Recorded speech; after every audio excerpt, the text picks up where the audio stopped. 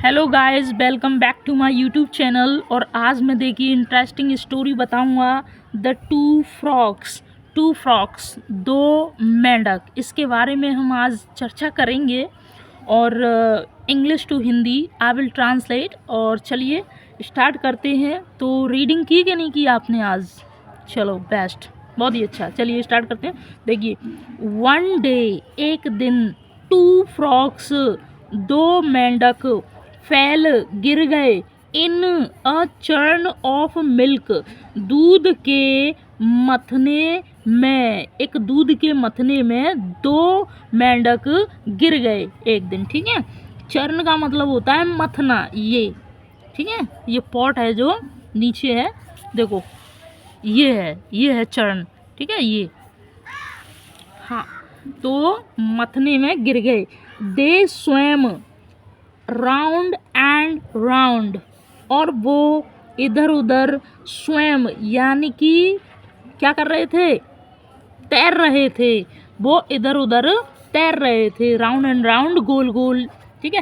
And tried to hop out, और वो बाहर आने की कोशिश कर रहे थे। हॉप आउट का मतलब होता है बाहर आना या छलांग लगाना, ये है ना, उछल के।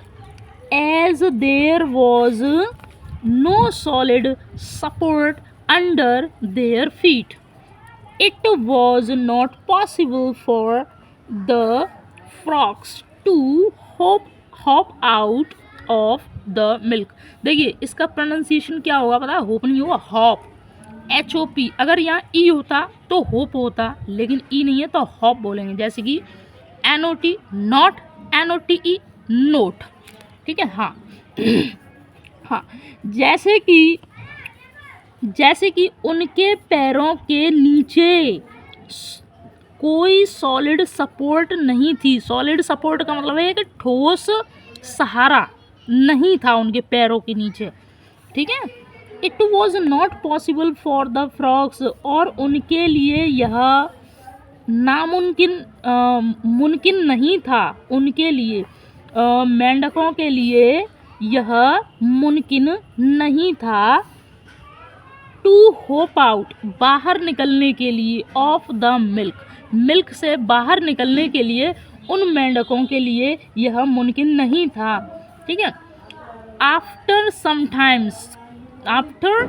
टाइम, कुछ समय बाद या कुछ समय के बाद, one of the frogs sad, उनमें से एक मेंढक ने कहा, आई एम। अब देखिए, हाँ, आई है, आई के संग एम है, तो ये सिंपल प्रेजेंट है क्योंकि यहाँ कोई फॉर्म नहीं है, फोर्थ फॉर्म नहीं है, एम के साथ आई नहीं है, तो सिंपल प्रेजेंट है।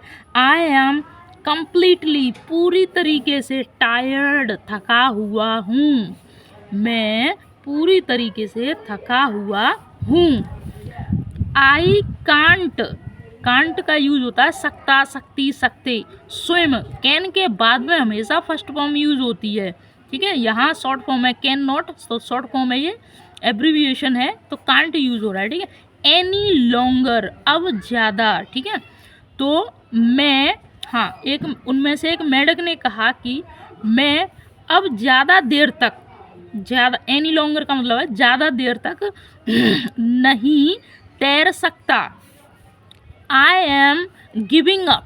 अब देखिए, गिव अप का मतलब होता है हार मानना, और मैं हार मान रहा हूँ। He gave up, give up का मतलब है हार मानना, छोड़ देना, त्याग देना, ठीक है। त्याग देना, छोड़ देना, हार मानना। तो उसने हार मान ली, और and went down to the bottom of the churn, और मथने के, देखिए यहाँ से सब्जेक्ट उठाना है, तो यहाँ एंड से स्टार्ट हो रहा है, यानी कि, हाँ सॉरी, एंड है बीच में, तो यानी कि मेंढक की बात हो रही है।